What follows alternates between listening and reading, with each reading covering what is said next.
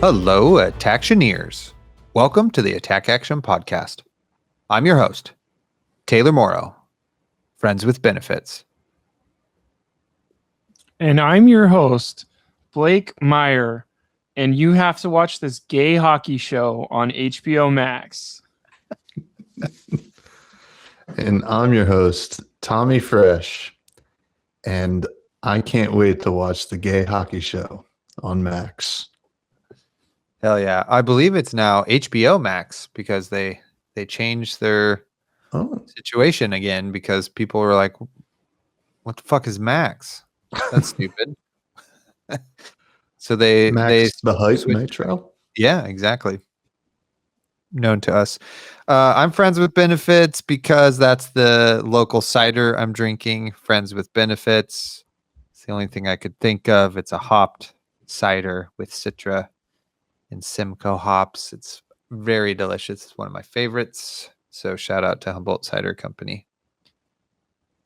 Also shout out to new backgrounds. Tommy Fresh. It looks like you've got a new background back there. Has this been previewed on your podcast? This has not been previewed on my podcast. This was World a white premiere. This is the world premiere. Depending on when this episode comes out, this might be on this week's episode of Fresh and Buds, but this was a white wall 3 days ago. Now it is a black wall with a bunch of posters and stuff that I unpacked today, which was very cool. And I feel like this room is a little bit less echoey, which is nice. But nice. I'm loving it. Hell yeah. Yeah, we got the Trampled by Turtles up there. We got the Levia. We got the Dead Maw thing. I don't know what that's called. Boneyard Marauder? Boneyard Marauder. Nice. Nice. Yeah. Pretty sick. Fresh and Buds. Yep. Oh, what's that you say in my background? Is that a new painting? It is. Whoa. It is. Christmas present from my girlfriend. She painted my dog Hilda. It's beautiful. It's pretty great. I love it. Now I can tell how crooked my other paintings are back there. So I'm gonna have to fix that. Oh, and what's that? What's that behind Blake? It's a pair of abs and pecs glistening in the sun. You just have that painted on your wall now? Incredible. Oh yeah. Don't look at it. Ooh. I can't turn away. So Heated Rivalry is about two players in the fictional hockey league. It's not the National Hockey League because they probably get sued, but it's the MHL. I don't remember what M stands. Major Hockey League. MLH, maybe Major League Hockey.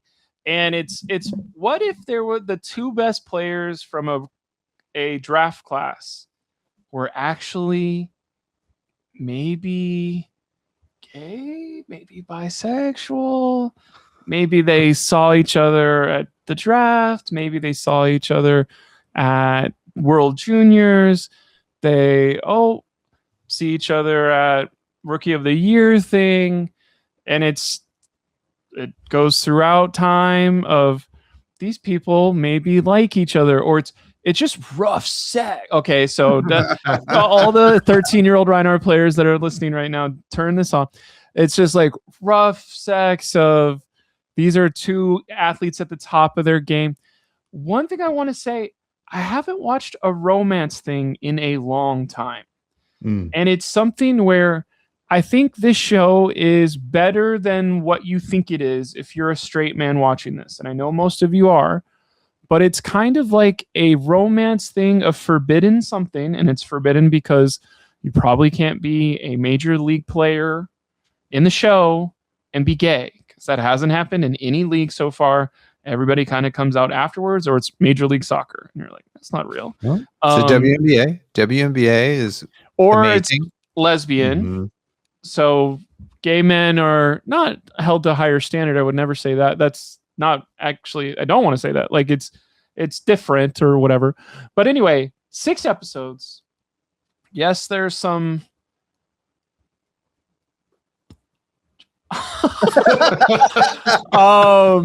Blake It's just mouthed the interesting. word blow job.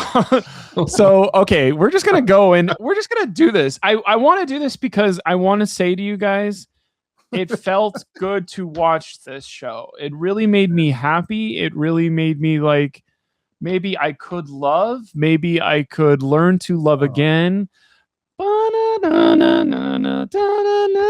You know, I don't know that song, but anyway, I like hockey. I like gay people. It's Canada. Okay, cool. Then I realized, okay, we'll do that at the end.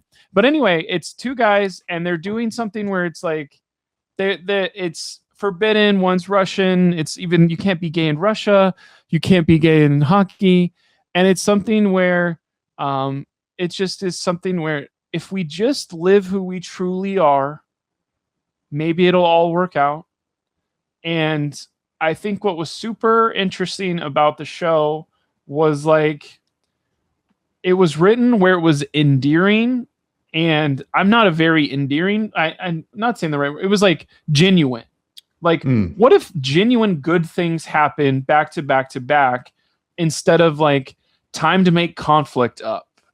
And like the conflict was like inner of like, I can't be who I truly am, not I'm going to tell my best friend that's a girl and she stops talking to me. Like that didn't happen. It was like, of course I know you're gay. Like you're and it was like, they give really good advice and it's a new scene. And you're like, oh, this is written by a woman about like, she was like tired of how anti-gay hockey is and was like, right. I'm going to write a fan fiction thing. Oh wait, I could probably publish this. There's 6 books. So there'll be a season 2. Even a season 3, and then finally before I just make a book. This is based off of a book, so you know there's fans, you know there's storylines. One thing I want to say to you guys, because I saw the power of podcasting as not a fan, I don't know what I'm trying to say right now, but like there's a podcast called Empty Netters, which usually does NHL news and stuff like that. They are 3 straight guys watching this gay romance. And it was kind of not a joke for the first episode, but let's see what this is all about and be like, okay, by this time episode 2 rolls around, they are dialed in. And it was something where watching straight men enjoy a gay storyline and be excited for these characters, be like, oh, I can't wait to see where this goes next. Celebrating those crazy blowjobs at the like, oh, we just presented an award at the hockey league thing and now we're making out in the bathroom afterwards. It was like seeing that straight male energy celebrating gay sexuality is something I haven't seen, which feels weird in like 2025, but I could be more. I think I do some like, I don't really celebrate or go on about my gay side. And it's like, oh, why don't I? Maybe this energy could be everywhere and not just for a really cool podcast or a really cool show. I don't know. That seemed important for me to say. And it's like, this isn't Flesh and Blood related at all. So, okay. But Blake, it was cool. I get it. Be more gay on our podcast, okay? Jesus. So basically, we need naked people in Compendium. Yes. The other thing is you're listening to straight white dudes talk about hockey, but you don't listen to other podcasts. The fuck is going on? It was recap for the TV show, so it was very good. So you do podcast, but only for television. That's gay. I see how it is. I guess that's my thing. And I listened to a daily radio show, which I think you would be like, wait, what? What year is it? Yeah. But it's on YouTube, so it's I just say radio. It seems like if I could get a gig as a producer for a show, daily radio show, I would love to do that. Putting that out there in that energy. Hey, we need freaking DJs here in Humboldt County.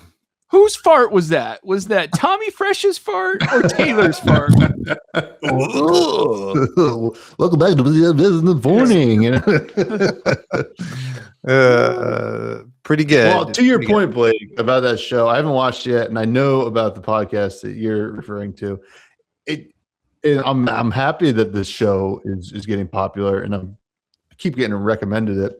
I'm just bad about watching shows, but like it's like impossible to be like an NHL fan because like it's like almost like every year that you just see a team like get up in arms about having to wear a rainbow patch or something like that. And you're just like, oh God. Yeah.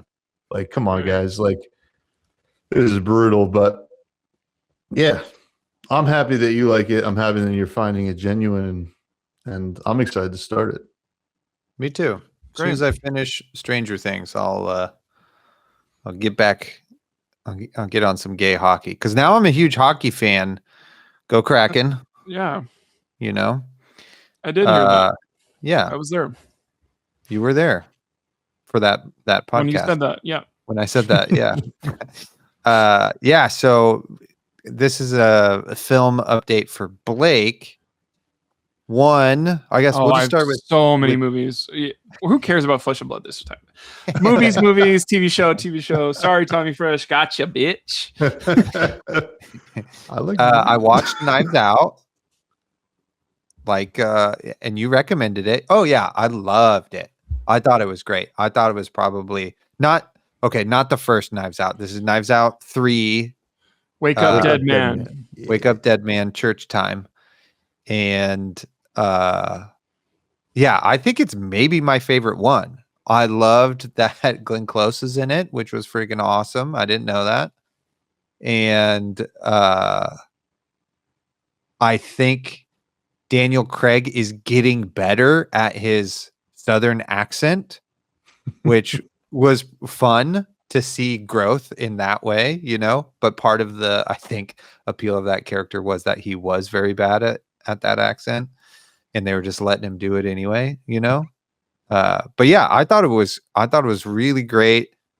There's a lot of really interesting things I think they did with the cinematography and the light or like the lighting to emphasize like what type of scene we're in, what we're talking about. And it just was like kind of a cool way for someone to perhaps like tell a story, but also explore like their relationship with religion at the same time, you know, and kind of something that I don't really deal with, but something I resonate with, like a question of like, should I be more spiritual or religious, or because it's like a big thing in humanity and culture and stuff, but it's like something I've been very against for most of my life, you know, but to see it framed in a certain way. So anyway, just like that kind of dichotomy that happens in that film in that way was very good. And it's just a classic story and, you know, a Knives Out type of tale, which was good. And yeah, I really liked it. And I think that's the first thing I've seen Jeremy Renner in also since his accident. So it was great. He's getting work. Still charming. Did you remember the thought process of in the second Knives Out, he had a Jeremy Renner hot sauce. So there's a Jeremy Renner in this, and then there's a dude who looks like Jeremy Renner who's a doctor in the same universe. If only there was an app to talk about all this stuff about. The Jeremy Renner app. Snap. The other thing. Go ahead, Tommy. I just want to interject. I think it was a nice passing of the baton. Andrew Scott's in it, right? Who played notably the hot priest in Fleabag, to Josh O'Connor, who was certainly a hot priest in this. Yes. So, you know, it was good to see that. You know, that's something that I know people were looking forward to. Absolutely. I also I've watched a lot of films because it's been Christmas and New Year. Merry Christmas. Happy New Year. The other one of note, oh shit. I can't remember it off the top of my head now. Begonia. Yeah. Begonia. Did you do Begonia Tommy Fresh? Because if so, we're about to rip this. I did not do Begonia. Okay. Never mind. You can rip it. Okay, so my top 3 movies of the year easily are Sinners, Weapons, and Begonia. Freaking Begonia, freaking hey, there we go. Weapons. That is I'm wearing it sick. right now. That's sick. Oh my God. Redbubble, or where'd you get that from? I think Redbubble or something. I don't remember. I remember having that up and I was like, I don't need another shirt. But this is... Tommy Fresh is wearing a Weapons shirt. Come watch the podcast, okay? You get to see all this cool stuff, like the glistening abs that Blake has painted on his closet. There's no head. There's no person. It's just abs and pecs and no arms. I will look to make sure. I was like, what? So if you could just imagine that, just like kind of like a CPR dummy, but without the head, kind of like that, just painted back there. Okay, well, we can't talk too much about Begonia. I knew absolutely nothing about this movie. I knew Emma Stone was in it and that it had a weird vibe to it. And it was, God, I don't even know how to explain it. Incredible. Really, really incredible. Yorgos Lanthimos movie this year? Yeah. And the soundtrack at first, like the way it's scored, I was just like, I don't know. This is a little over the top. Like, I'm not really into this. This is just like, you're really trying hard to make me feel a certain way. And we like hang out with the villains of the movie or the anti-antagonists for a really long time. And it's like kind of triggering because they're like internet, dark web, conspiracy theory idiots, and it's got this crazy soundtrack or score going on to it. And then it just has this like kind of rhythm that you get used to. And then the movie just kind of like keeps going and you like kind of can't look away and you kind of want to know what's going to happen. And there's all these like breadcrumbs throughout the film. And you're like, is this, or are we intentionally doing this? Like, how's this? It makes you want to watch it to the end. And then by the end, the score is like this still, it's huge and doesn't really fit in with the movie at all. But then it like does all of the sudden based on like what happens in the story. And you're just like, oh, fuck, man, this is crazy now. And like act 4, you're just like, your mind is freaking exploding and it's freaking great. And it's also just a testament to just how freaking good Emma Stone is as an actor. Like, she is so awesome. The last couple of things, she did this, and the last thing I saw her in was The Other Thing with Willem Dafoe and fucking Mark Ruffalo. What movie was that? Same director, right? Yeah. Oh. Why can't I remember the name of it? Blake, freaking help me out. Stop playing Talishar and help me out. I don't think I watched that one. No. Oh, yes, I did. Yeah, I didn't watch it, but she won the Oscar for it, and she was a Frankenstein monster. But yeah. Why can't we think of this? Not Poor Things. Poor Things? Yeah, that is it, right? Poor Things. Poor Things. You already had it. Poor Things. Yeah. Okay. Great job. Yeah. Yeah. So anyway, love these movies. Yeah. I was looking up the Living Legend thing just for whenever we do that one day. Anyway, go see Begonia. Last thing for movie update. This is Taylor's movie hour, apparently. Stranger Things. Avatar 3. No. My quick Avatar, since you said it, I was like, maybe I should. It's like New Year's Day. Maybe I'll go see a movie. First, I'll watch Avatar 2, and then I'll go see this so I get caught up. And then I was like, oh, right. This movie's like super bad, right? And then all of a sudden, like a white kid with dreadlocks in blue face basically shows up. And I was like, okay, we're done with this film. We don't need to go see the third. It's the like third one. literally only good if you watch it in 3D on the biggest screen possible. Because the second movie, I remember being like, I am underwater right now. Like legitimately, the waves are hitting me. This is sick. The third one, they're like moving from you look like you're in a video game right now into a movie, and then you're back into a video game. You're in a movie, and you're just like, oh my god, this is crazy. But mostly, I care more about Marty Supreme. Did you do Marty Supreme? Nope. Now that's a picture, okay? You need to go watch that one because I think One Battle After Another is number 1 for me, and then Marty Supreme is like 2. One Battle After Another. Also, shout out to that movie. Features Humboldt County prominently.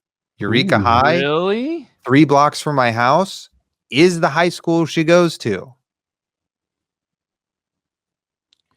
Yeah. Looks like I'm moving to Humboldt County to be a teacher. I could not finish that film.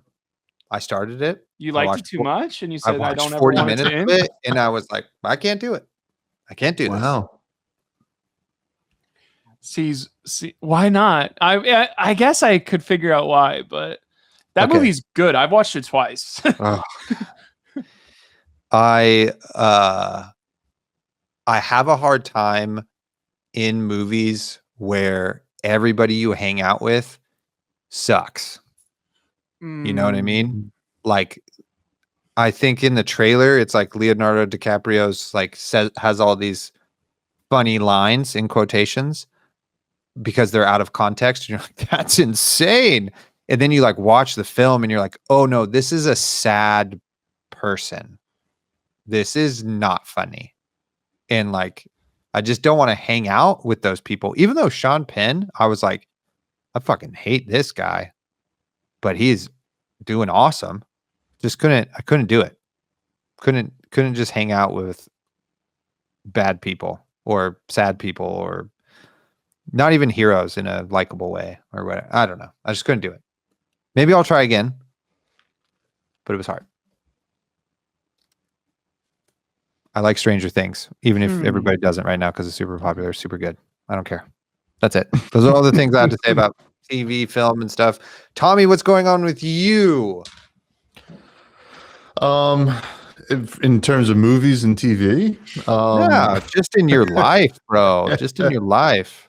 Me and Lady Fresh bought a house. Woo! It's so much fun. I love when you just like have to fix things. It's so cool. That's been pretty much it. Like I feel like I barely have been playing Flesh and Blood because I just don't have no time. But I'm going to Colin, Columbus this month, so I'm stoked for that. That should be cool. You know, I thought it's my birthday, right? In 2 weeks. Oh. And where should I go? Ohio to play card games. In January, mind you. It's going to be beautiful. I can't wait. But that will be cool. I'm excited for that. Been working a lot, which sucks. But yeah, just like trying to like now we're kind of getting a little settled. Like we're actually like watching TV shows again and watching movies, which has been great. We watched the Knives Out, loved it.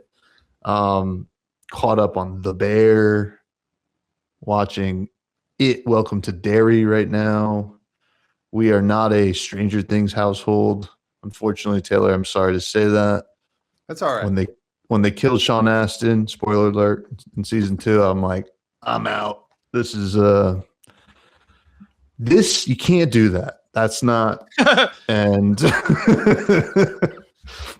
but yeah, that's pretty much it. You know, just like rocking I have a podcast. I have 2 podcasts. I'm rocking those. Those are cool. And golly, I don't think there's anything interesting going on with me other than I'll tell you what happened the other day. My buddy Taylor reached out, said, "You want to come on Attack Action Podcast?" I said, "Sign me up," and here I am. Yeah, And it's awesome. It's pretty awesome. This is why we call you for the collab. That's us transforming into Attaction Buds. So welcome everybody to Attaction Buds. Okay, there you go. There's been your 25 to 30 minutes of non-fab talk. Thank you, Nice. all of family members who have been here talking here with us. And now we're going to transition Listening to the word into- below jobs. Hey, look, a lot of people in the world like blowjobs. Okay, it's totally fine, natural. At least 40%. If not more, if not less. True. True. You could not have said it. So it's 2 things. One, look, if you have enjoyed movie time with the Attaction Buds, then you should subscribe to our Patreon. All right. Y'all have been doing a great job of getting in there and subscribing to our Patreon so you can get into the Discord, which is a lovely, lovely place. And everybody who has been in there has been loving the vibes. They're immaculate. Everybody in there is super cool.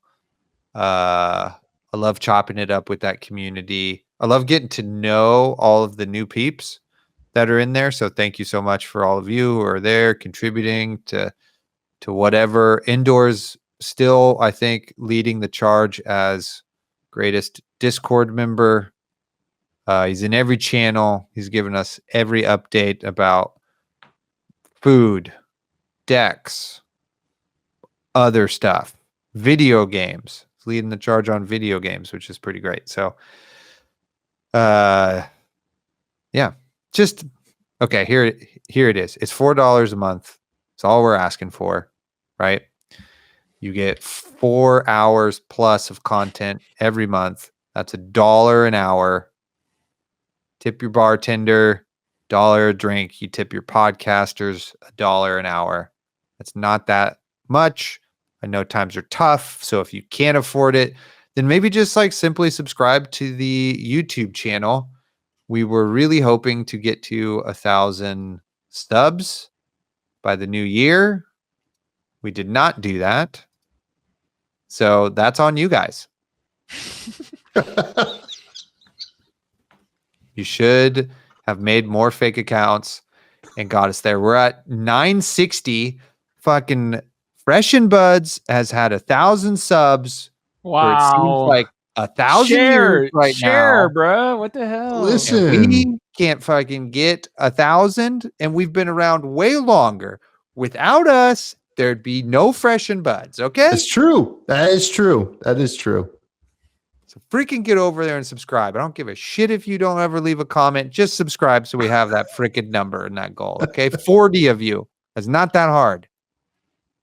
There's definitely enough of you. There's 2 people in every state in the United States of America who listens to this podcast. Mm. Mm-hmm. Subscribe and you get us there. I agree. Alaska, get it done. All right. Ohio, come on now. Tennessee, what are you doing with your life? Get in there and subscribe. Thank you. Okay. Let's talk flesh and blood now, because that's what this podcast is about. It is the new year, 2026. And already in our local area, we've had the 4th highest tide ever recorded in history. We have Oh some my of God. the biggest floods of all time. And there was a massive fire in the city of Arcata. 5 businesses are devastated. 40-year-old institution, Northtown Books, leveled to the ground in a fire. No. So it's not been a strong year in my area. Shout out to Northtown Books. There's if you want to support them, there's a GoFundMe. Let me know. I'll send it to you if for some reason you love bookstores in the middle of nowhere. That being said, it's a new year of Flesh and Blood. I want to know what everybody's kind of hopes and dreams or goals are for the new year. Proceed to tell me all of that stuff. Blake, I guess if we're just doing whatever we could possibly want, I want a necromancer that is in pirates. I want a new hero inside of Compendium. I don't think a new adult one, whether it's Blaze, which would be like it has to be at least Blaze. If it was a different one of like, oh, just like there was Arachne in that set called Dynasty. And Vincent. And Vincent was in this one.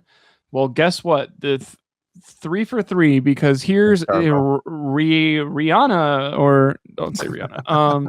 Here's Chuck, the necromancer, and he chucks bones at you. That's why his name is Chuck. And you're like, okay.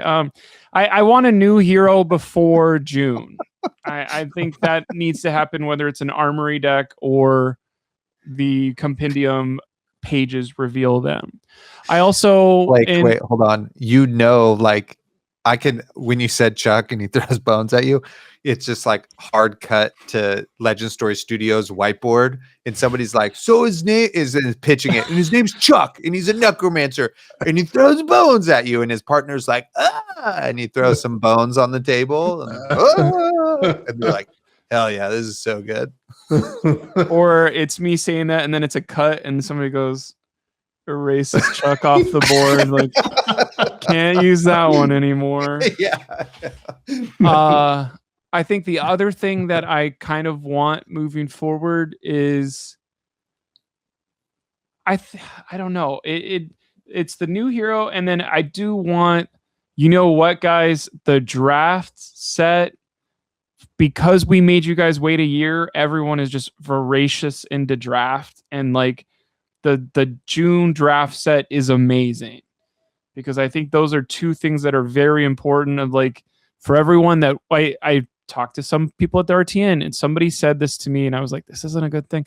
It was like, I want to draft some, but I guess this isn't the game for that. I was like, well, it was back in the day, and it could be in the future, but I also think it's like the December doldrums of no Flesh and Blood news, and them going, don't worry, January 30th, you're going to get everything. It's like, that is 2 months. So like, somebody don't leak the thing, but like, let's get something this next calling where it's like, oh, here's some new cards.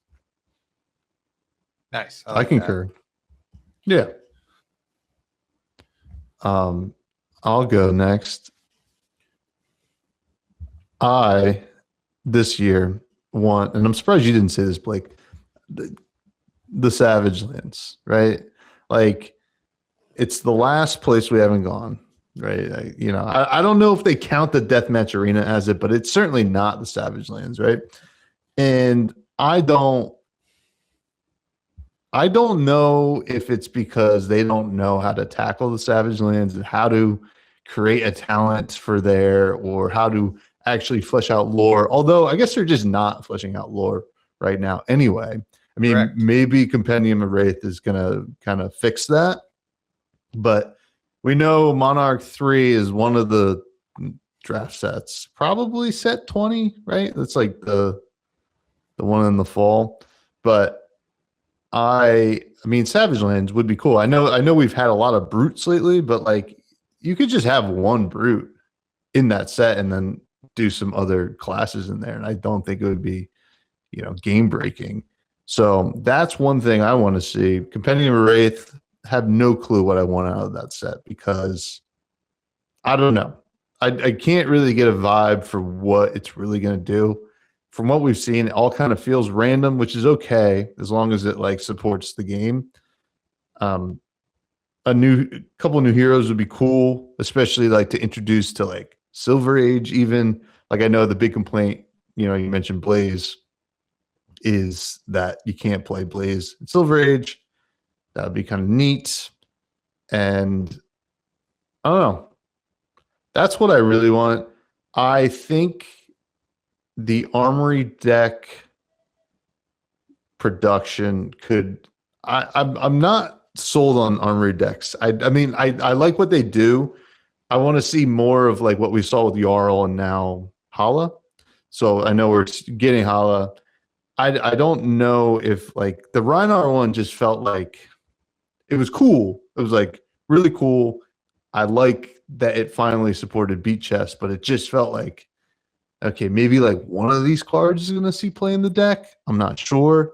So I want to see if they're going to do these Armory decks. They don't have to be super competitive like the Silver Age like precons are, but I think just beef them up a little bit more.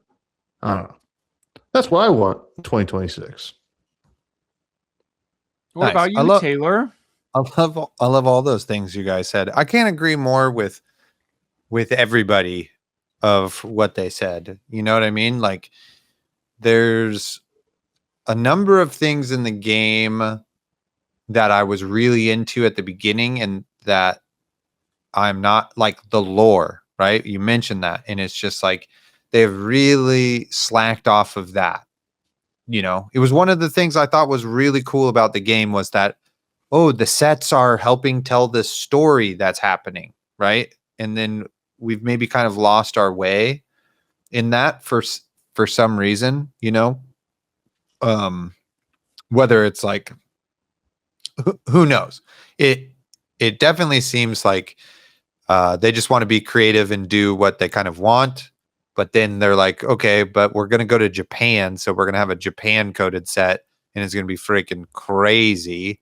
So we can really like have good business in that market. So it's like, you know, they're willing to do that if it's lucrative enough, but they're also like, you know, are like, I don't know, let's go back to the deathmatch arena, but we won't, you know, we're a little too crunched and we can't polish this as well. So what else can we do? So I kind of just, I want it to get a little tighter around the edges. You know what I mean? In terms of just like the game period in those like little aspects. I would love, I don't know what I really love. I would love another assassin card, something that bridges the gap between stealth and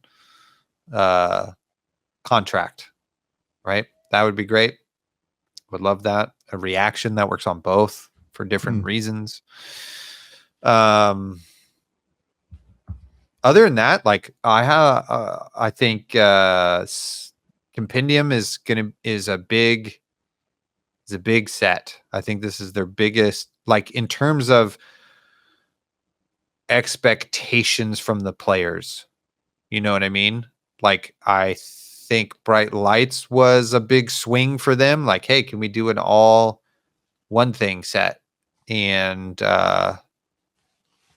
I don't know. I think that was kind of successful, but it certainly, I wouldn't say is like a failure. I don't really know if any set's really been a failure, but maybe you guys can remind me if one of those is a thing.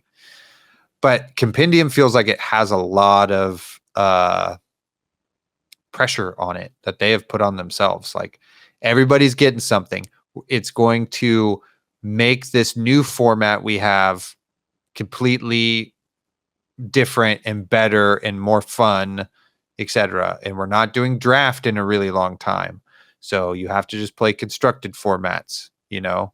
And we have antiquity packs that just have all of these reprints in them, which are good for the game, you know. So it's just like this whole thing has happened so that the game can get better as like another launching point for Flesh and Blood to get better. So I hope Compendium freaking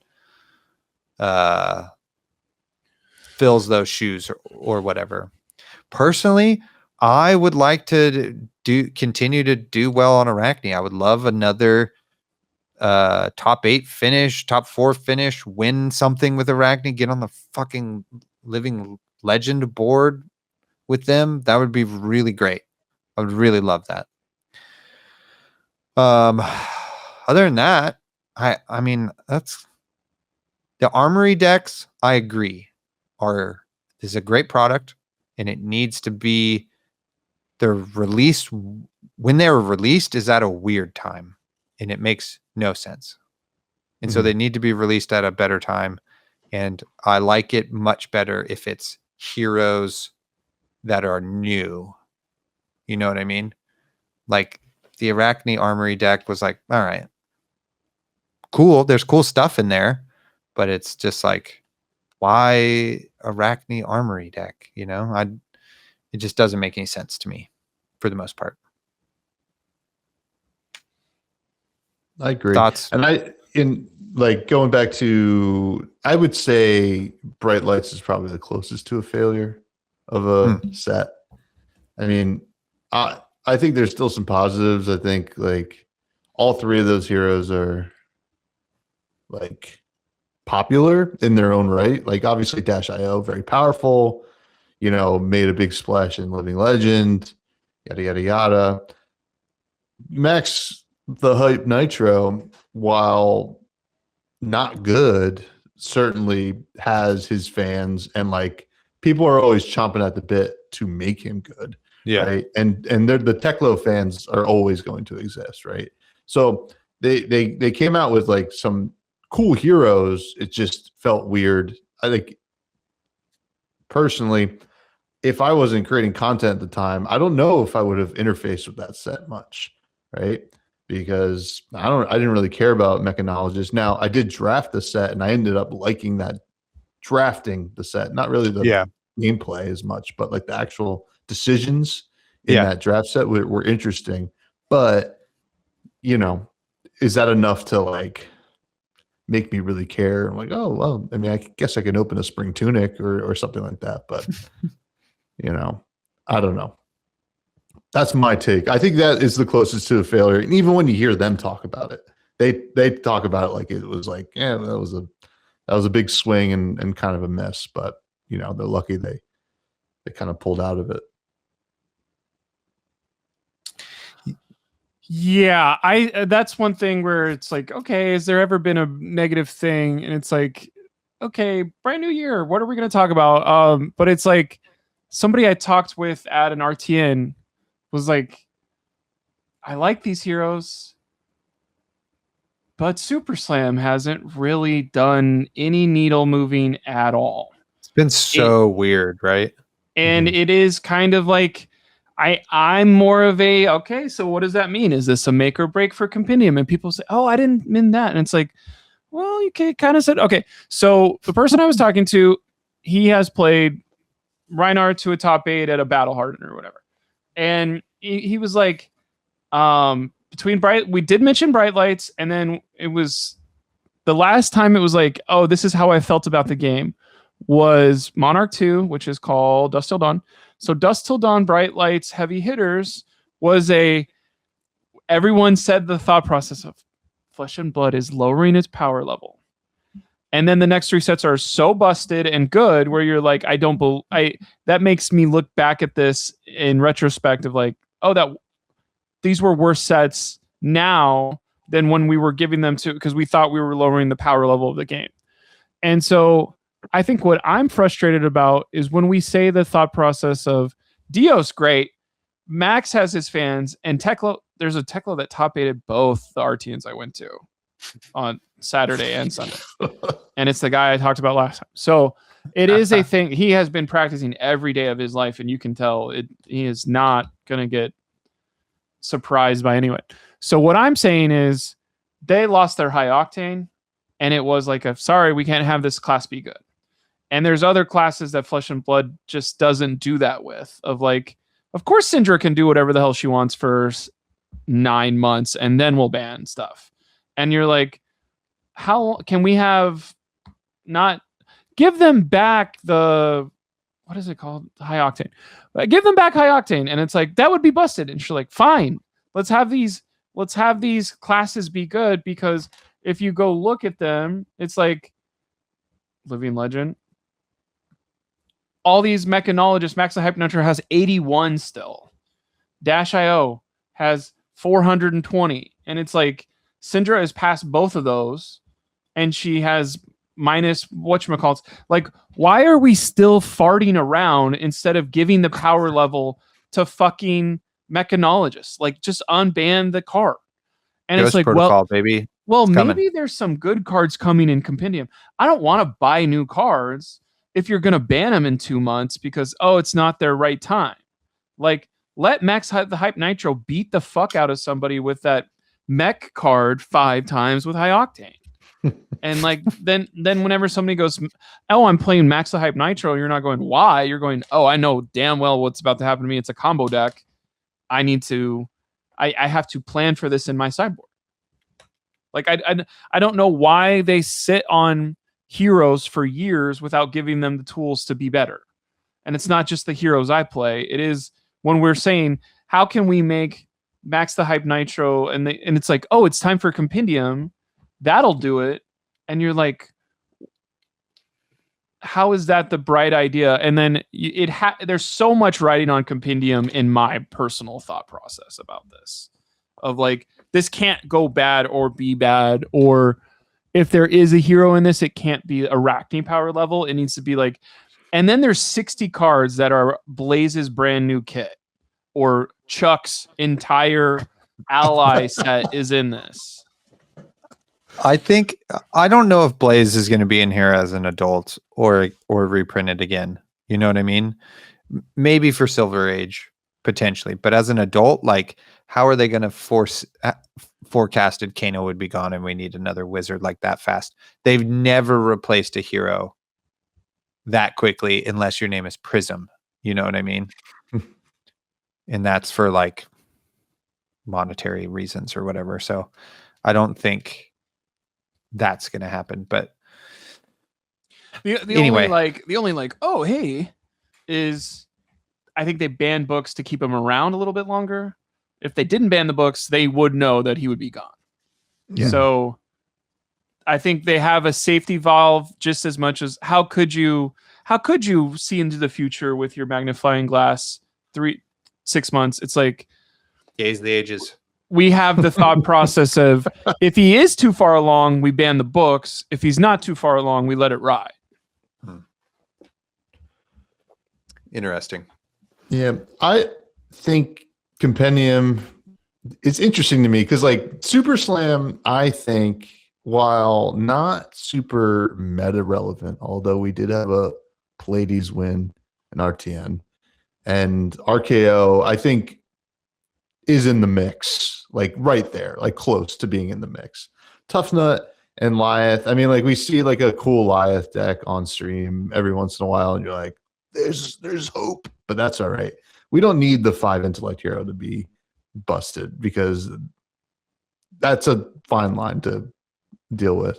Tough Nut could have been better, but I think that they nailed it with getting people to enjoy those heroes.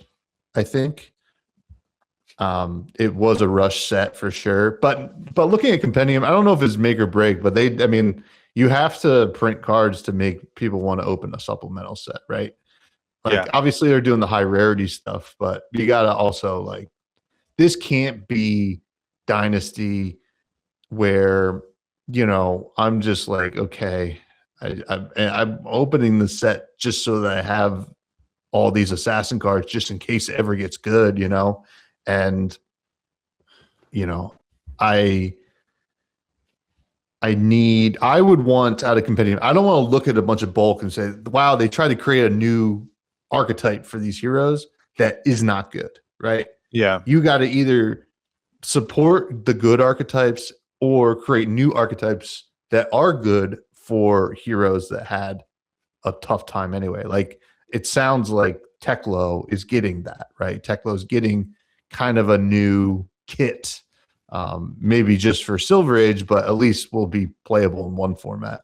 Although you mentioned that top 8 2 RTNs, so that's terrifying because when Teklo is good, like, what are we doing? But I don't know, because that was a funny response to a different Discord I put it in, where they were like, "Oh, we're in heavy hitters meta again if Teklo Vossen is top 8ing of like just whoever has the best numbers, and can you get through this wall or not, of like, people called that meta slop, and then it was like, thank God the crazy mystic hero saved us from the slop. And it's like, I know some other people are like, no, this is my favorite meta was heavy hitters for that, like, bring back Dory Axis. One thought process, if we'll walk with me a little bit here, is Dusk Till Dawn. I'm thinking of stuff like the Levia and Bolton cards that have not been played in years, like V for Valor, Glaring Impact, Charge of the Light Brigade. I tried to make that work. Then all the light cards that are legitimately pointless. And never mind, my computer, I can't have the thing on and click a bunch of buttons anymore. So I'm gonna go away and come back because my screen is completely messed up.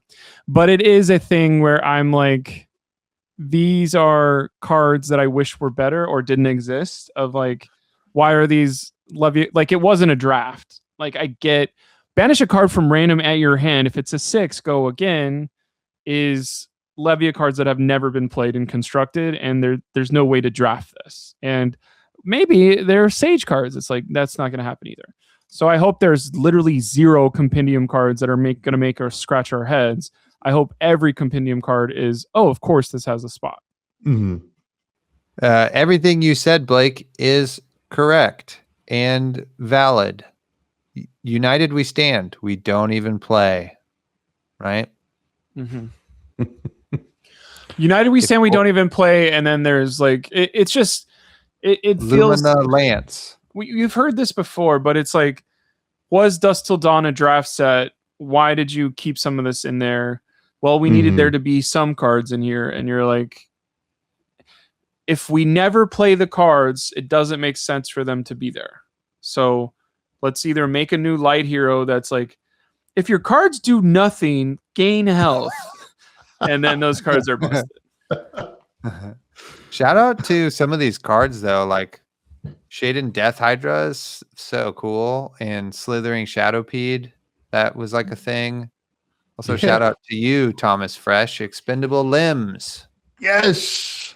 I wish that I thought there was a chance. I was like, yeah, you just run 1 Expendable Limbs in Levia. Like, it's basically like a new Reckless Swing in a way, where you can just get so much value. And I don't know, maybe just Levia players are too weak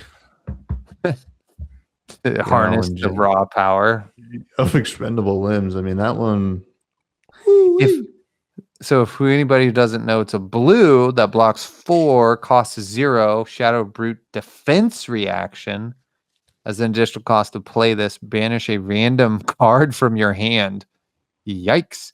If a card with 6 or more power is banished this way, you may play it from your banished zone during your next action phase. What it should also say is for free. yeah. No, come on. Too easy. I think one thing too that's obviously changing, or if you can look on February, there's a couple people, but it's like, are we changing how the spoiler season is working for this compendium? Are we doing the same thing as always, or are we like, what's going on with the compendium thing? And I think that's something where I need to be excited about new cards coming out. And I don't know why this is not hitting for me for some reason. And is it my fault? Is it Blake, you're too jaded because the last, like, I got excited about Splatter Skull. I got excited about some of these other Majestics that didn't make it through, or Bear Destruction. I was like, this card is going to be gas. We're going to get to our RTN later, but it is like, these really cool cards, if you don't draw them, they don't win you games. So it's like, we're 1 card away. It's like, almost need like entire things like, okay, cool, Ghost Protocol is multiple cards for Teklovasan. It's like, is there going to be enough for everyone? Or like, which mouths are going to get left unfed? Which I think for every single one of these types of set, we've had like Well, that was the one where they didn't give anything to Illusionist, and that was the one where they didn't give anything to Runeblade. So for this one, it is like, if there's any ninja cards, I'm gonna scream. Like we don't need like Syndra to come back in. And I'm sure all the Syndra fans are like, no, we do need. How many Syndras did you play against this weekend? Like Syndra needs another 3-for-0 like head jab. You know, I will say though, in Dusk Till Dawn, sorry, there are some really good cards though. Scowling Flesh Bag, Decimator Great Axe, Iron Song Versus, freaking Dyadic Carapace, Crown of Providence, Censor, Warmongers, Poison the Well, Hold the Line. Like, There were some feel like bangers. there's some real. The whole Levia Demi Hero thing is in this set, you know. So there's some like really good cards. There's 2 new heroes, Prism Awakener of Soul and Vincent, and we get all the figments and that shit, you know. It's just like the Bolton cards sucked.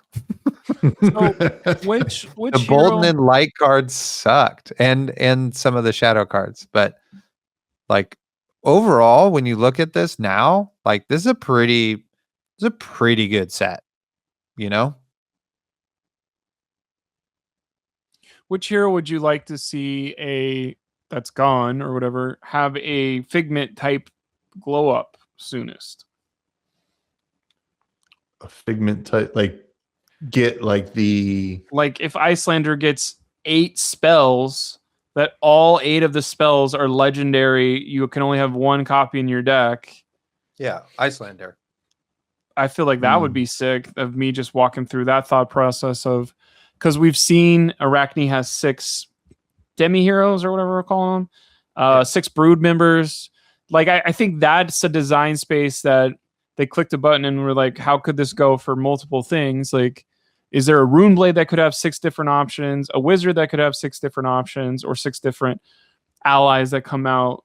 I think that's something where I would like to see that design, because we had that for Necromancer with all the allies. Like it's been a thing that we've seen a couple times.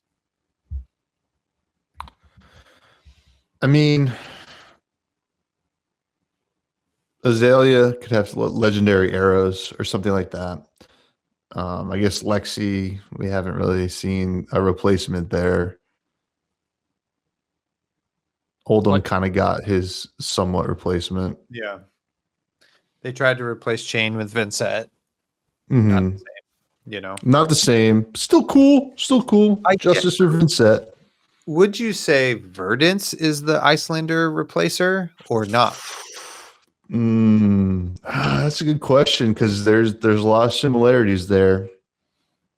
It's just, are you talking about ice or wizard? And I think some people play that deck because it's an ice deck, and some people play that deck because it's a wizard deck. Yeah. And that deck went less and less wizard the more and more it was around. So it was like, I like disruption. I don't like arcane damage. It's fair. Like, I think Ice Vein could say, do 2 damage to your opponent. This is going to make you put a card below no matter what. And people will be like, I'll play that card all day. We have that. It's called Mind Warp. They play that card all day. Yeah. It's interesting. Okay. We've kind of maybe got off topic here anyway, but it does seem like the consensus a little bit is like, we really want Compendium of Wraith to hit, you know? And, you know, maybe I should curb my expectations a little bit. But, you know, speaking of all these sets in the past, I want to know, let's have a heated debate. Maybe not. Maybe we'll just all agree. But what was the best year of Flesh and Blood that we've had so far in the game? In terms of like, however you want to qualify that, right? Like, I was thinking like best releases, like what sets made up the best year of Flesh and Blood, or perhaps it's like maybe your favorite meta. I don't know, you know, or like Maybe it's the year Riptide came out, changed your life, you know? The birth of Driptide. I don't know. Ooh, this is Well, I'm tough. pulling up my Wikipedia article of Flesh and Blood, so my computer doesn't explode. I think there's a clear, like, what was my favorite was the Misfell year. Like 2024, I think was the best one for me. If I It's go pretty first. crazy, right? First thing we get in February, Heavy Hitters. Then in Mhm. May, we get part the Misveil. Then in September, we get Rosetta. I think that was the most wow. We know what we're doing design wise, and this stuff is cool. For boom, boom, boom, most classes got something exciting. I think that ProQuest, that Worlds, it was kind of like we just, besides the whole like, oh, we forgot about Bonds of, like, I was playing against Katsu this weekend, and Bonds of Ancestry still seems like a pain in the ass. And there's only red ones, and I'm like, God, how are there 9 copies of this shit at one point? Like this is outracing me just as a card alone. But I think that year was the coolest of, here's a cool assassin, here's a cool ninja for you guys, here's a cool illusionist. Like anytime there's a new illusionist, I think it's like that is the last new illusionist we got. Like I what are you expecting from this year? If June doesn't have an illusionist, I think that's going to be a mistake of like, I know there's a red one, a blue one, and a yellow one, but I know they said they're not doing another Dromai either. So it is kind of like, what color illusionist will it be? Will it be a dude? No, illusionists are all girls. Or is it going to be the big monkey guy from the Fast and the Furious reprint? But I think that's something where that year was like most classes were taken care of, and all the heroes, like Rosetta has 4 strong heroes. The 3 have already gone from Misfell, and now Kasai is strong from that year as well. Where you're like, of the majority of those heroes, they're on their way to LL, or at least have found their stride now. Yeah, I think 2024 is a good pick as well. I think the 2 years I would throw in the mix, to be honest, 2021, you get Tales of Aria and Monarch. And Crucible. Right? And Crucible Unlimited, but yeah, first edition was 2020. But, sorry. In terms of like how many, I mean, this is when I got into the game, right before Tales, in between Monarch and Tales. A lot of people got into the game around Tales. Busted set, 3 iconic heroes. Monarch, 4 iconic heroes, just 2 of them suck. But yeah, 2024, like heavy hitters, like, oh, it's like this is how good things could be, and then they're like, part the Misfield, this is gonna be crazy. We're gonna do things design wise that we've never done. We create a probably the first truly good limited format, right?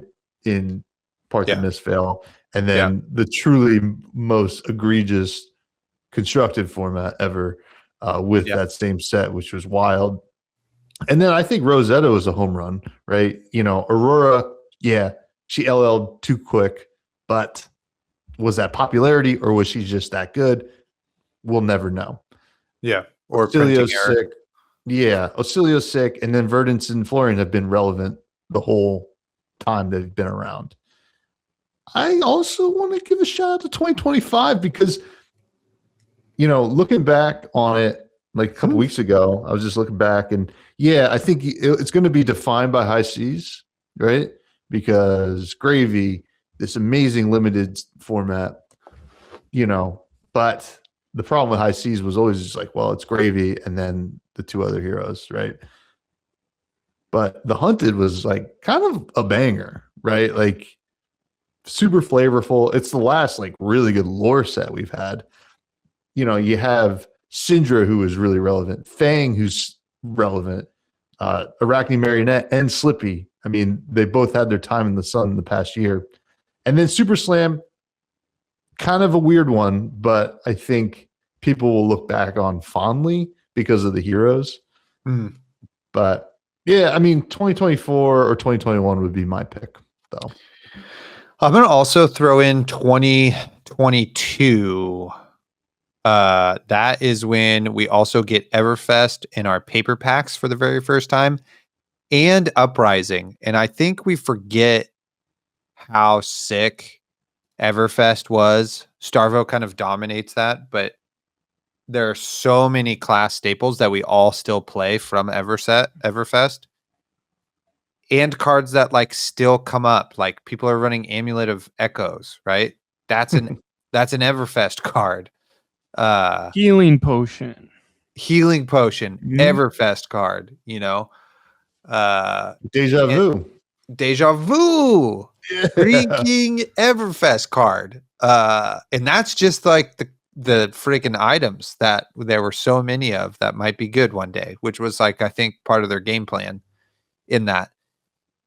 And then you get Uprising, which I know we had to like maybe draft too much or whatever, I think it kind of feels weird because that draft format was like a little wonky and didn't make like lore sense why we, they wanted to do maybe a Game of Thrones inspired Ice and Fire situation.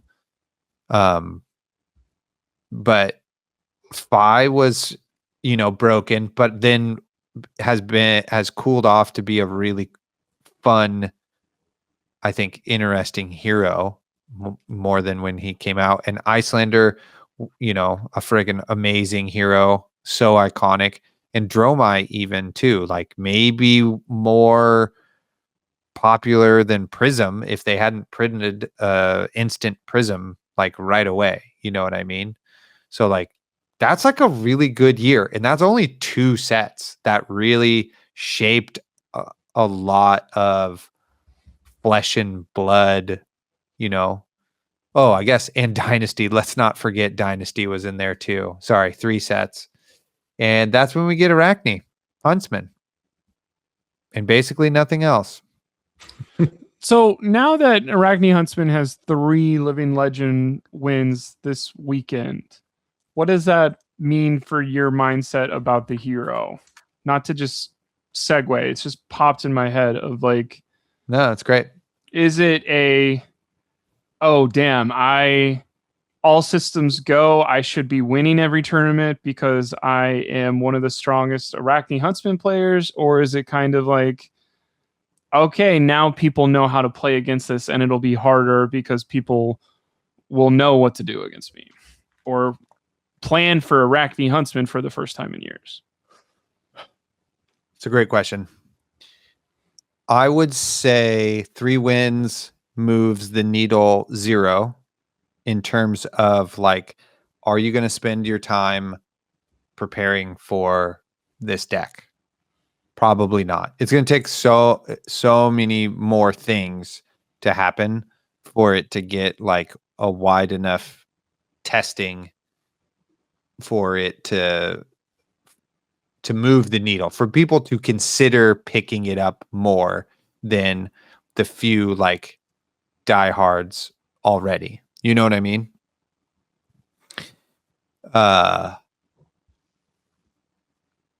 Because I think it still falls in the category of like fun deck that you could do well with.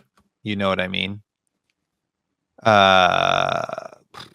Then the other part of that is it is messing with like my mental a little bit, where like I had a good result at Battle Hardened Sonoma on Arachne super early, and that was awesome. And now some people are starting to play it, and it's like slowly maybe picking up energy or momentum or whatever, and we see at St. Louis AGE, shout out to my guy Lucas, he gets top 4. Tao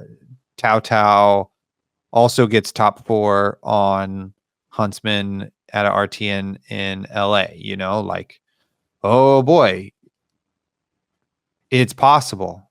So now maybe like there's a weird amount of pressure I've put on myself for like performing now that it's like actually possible. So it's like it feels like I should do it.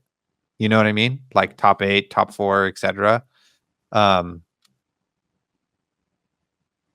In like, you know, at risk of feeling like a bit of a fluke or something like that. You know what I mean? So yeah, it's cool, but it also like is a weird place to be at. You know what I mean? Mhm. Does that answer the question? Yeah. So anyway, I'm struggling with that this week, and I'm going to my first RTNs this weekend. And I'm trying not to like put undue pressure upon myself for any reason, you know? If you don't win, Taylor, don't come back to this podcast. Let's just put it like that. Yeah. If there's going to be people getting living legend points on Arachne, it better be freaking you, bud. Yeah. We need you on that roll of honor. Look, I want to do that so bad. You know what I mean? I really do. I mean, if you did, you'd get an Arachne tattoo on your hand or something. Like, I don't think you've really proven anything. Yeah, you're right. You're right. Yeah. So yeah, there you go. That's where I'm at with it. But I'm happy that the deck is doing well though. With Gravy being so popular though, like that's a little tough. Like it's grounds for not finishing in time. Is what that is. It was very weird to me that Gravy was the best performer this weekend. I did not see that coming because my locals were not full of gravies, and the 2 people that did bring it, shout out to Enrique, not making top 8. So dang, Enrique. Come on, dude. Enrique not playing AB3 against Verdance, going AB1 should be fine.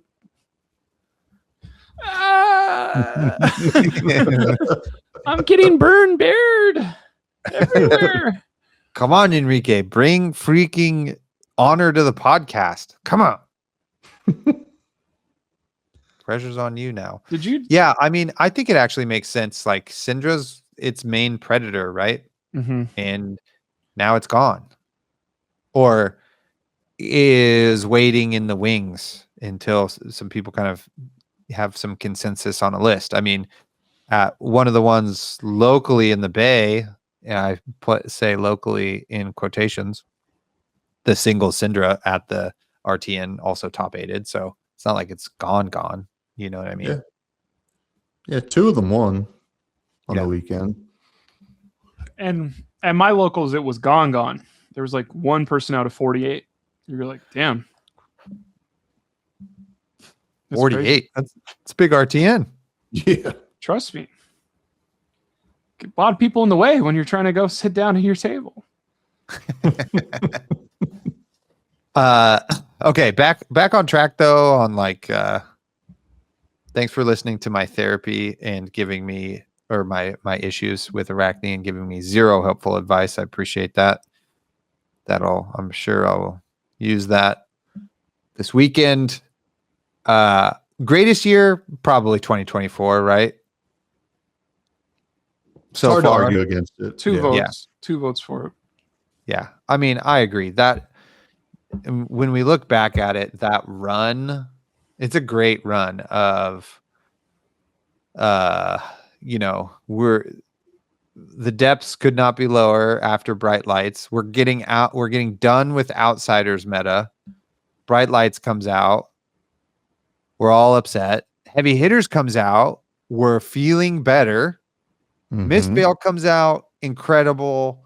Rosetta comes out. Incredible. Junted comes out. Amazing. Like that's so many sets in a row that were, for me personally, super awesome. I take a dip in the high seas in terms of enjoyment. but it's still pretty good. But yeah, that's just like a crazy 4 sets in a row. Mhm. And just those 3 are immaculate. Really good draft sets. Well, actually, I didn't really like Heavy Hitters draft, but Mistveil and Rosetta were great drafts. I love that. I would draft those right now. I think Heavy Hitters gets a lot better under the rules of 30 cap, because I don't think that one was a 30 cap format. Hmm. Right? I Because I think- just remember playing like Olympia piles. Hmm. One thing that I'm wondering about you guys is this. I always ask this because I don't memorize this part of stuff, but like this is my first card game to go travel with. This is my first card game to care about all this stuff. This is my first card game for a lot of stuff. Did you guys do Magic? I know Taylor didn't, but did you, Tommy? Yeah, I played Magic for like 15 years. So I think my question is directed to you because you probably have more thought process. Is there going to be a time where Flesh and Blood isn't reinventing itself every couple of sets, where it's like they have their go-to thing? Like, is there going to be a certain point where it's every box has a gold pack, because that way we can guarantee that you get a cold foil? And then we'll look back and it'll be like, Super Slam was the one in between 2 Antiquity and gold pack, but now every other one has a gold pack. Are we going to reinvent of like, they've already told us there's not going to be expansion sets, but now Compendium is an expansion set. There's not going to be super rares. There is. I think that's equal parts like, it's like endearing, but also like not I'm over it, but like when you guys sell a product to me and say, this is the best way for rarities, this is the best way to deliver cards to people, whenever they change their mind 6 months later for this other set, I'm like, so what was true last time? And I'm just kind of not over the reinventing, but I'm like, will there be a point where we can know for the next 6 years it's going to be 3 hero sets, or 3 or 4 hero sets? It's draft every time. There's gold packs in every pack. And here's the rarities. We're not going to, because now we have a basic token stuff. That's recent. And like now we have because of Sage, like is Sage the final frontier of like Sage will right the ship of now we know what we're doing towards CC and Sage, and these will work from now on? I think I don't know. This is like I'm confused about the gold pack thing and the antiquity pack thing. It feels like it's a special event thing so far, right? Like the gold pack, yeah, okay, it's a treasure pack, right? Here we go. We're doing pirates and stuff like that. All right, that makes sense. And then you're like, okay, now we're doing this like huge anthology kind of set called, Compendium of Wraith, where we're gonna have antiquities and stuff like that. And I don't know. I feel like at some point, I don't think the player base is going to like demand it, but I think eventually the collector side is going to be like, hey, what's going on here? Right? Because, at one point we used to do first edition and unlimited, and then you got rid of that. That was amazing. Cold foils were in every set. They were a little bit more rare and yada, yada, yada. But I think eventually they're going to have to set a standard, because it is a little bit of like, hey, what are we going to do this set? And like, I'm sure there's probably marketing data that they're following and sales data that they're following and looking back. But I don't know. I don't know, like in Magic, right? Like every set was like, hey, we have to do something different, whether it's mechanics wise or rarity wise or any otherwise. I think that's just kind of the nature of the beast with trading card games, because it is a product that you need to sell every single time you need to you're going to release it, because there's a lot of unknown, right? This isn't like a seasonal, like it's a seasonal item, right? We know 3 times a year we're going to get a new booster set, but it's not it's not like dependable. We don't know. Like okay, like I know there's going to be a set, but I don't know what's going to be in it. I don't know if I'm going to want to buy it. So they're going to always have to create some way to drive that business.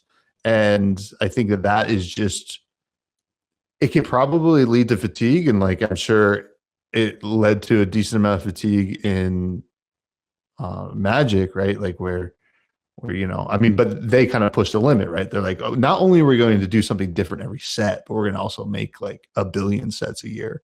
And we're going to have so much stuff for you to buy.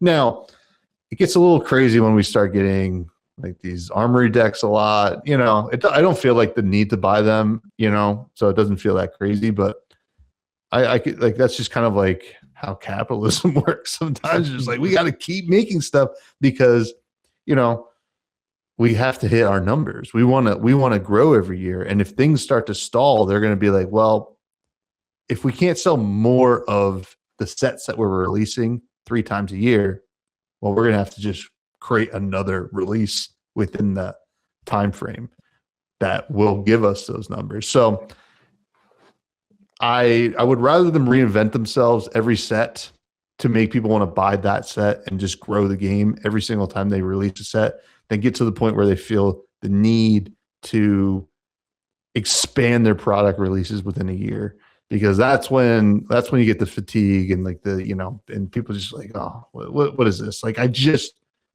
like, it sucks that December to January, end of January moment where we don't have anything, but it's nice to have a little breather sometimes, I think, and we'll probably like take it for granted right now because we're hungry. We also create content. We're like, we need shit to talk about.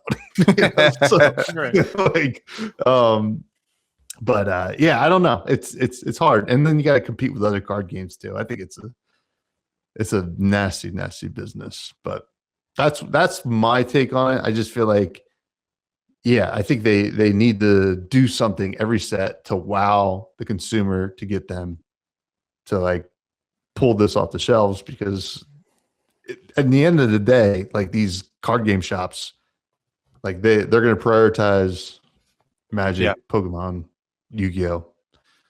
So there's even more pressure on LSS in that regard. Yeah, I think that's a astute observation, Tommy, because I certainly like 3 sets a year, and I would not want a 4th, even though I've cut back on my flesh and blood spending quite a bit, so I can sustainably still like play the game and stuff, and like narrowed the amount of cards I want to collect and heroes I'm willing to play, and that sort of thing.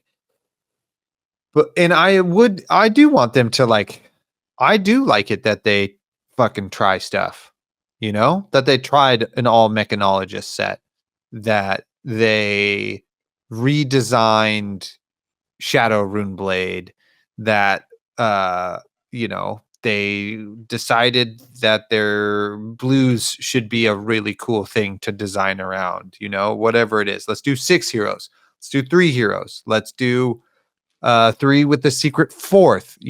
I like all of that stuff is cool, and I want them to keep trying that for sure, because some really cool stuff comes out of that.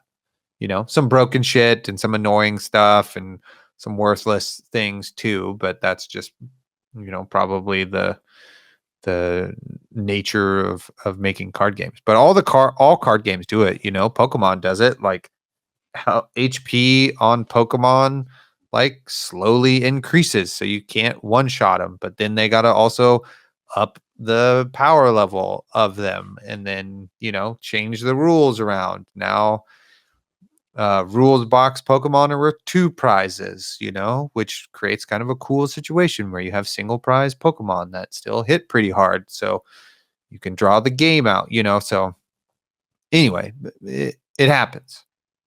The reinventing of stuff, the putting that in single packs that come in a box, though, I like less. Mm-hmm. You know what I mean? Gold pack, treasure pack, antiquity pack. I guess gold pack was just like, your box has one. Every box has one. Is that what that was in Misfail? Yes. Every box has a gold pack and it has the same hero, but it has a chance to have the Marvel version. No, Mhm. in Misfell it was like 1 out of every 10 to 15 to 20 pack. 20 boxes had a gold pack. And Maybe then that 8 to 15 or something. okay. Oh, yeah.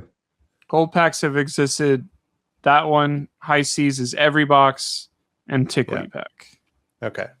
I think the other like reinvent yourself real quick is also the Antiquity border, where I'm like, this is the first one where I'm like, ooh no, like don't go down this road. But it is Mhm. like, no, this is for reprints for all the new players, and it's like, well, you're telling me all the new players are going to be doing Sage. And they don't need legendaries from the past part of the game if they're going to be doing Sage. So are we focusing on Sage and onboarding people? Because then these Majestics are still going to be $800. I think you still got to do both, right? Mm-hmm. You still got to do both because it You gives anticipate them. ramping in to the main format or the more expensive format. We'll say Sage is still a main format, but the more expensive one, I should say. I mean, yeah, I don't know. I feel like the Antiquity border and the reprints of those cards are going to. I don't think that translates well to a digital image. It probably looks sick as hell on a card. And I've thought that many times in the history of the game, like artwork or whatever, you know? And then when you see it in person, you're like, okay, that's actually really sick, you know? So that's what I anticipate happening with those. I'm not getting upset about them yet. If they look like shit, though. Oh, yeah. I'm going to let you know on the podcast.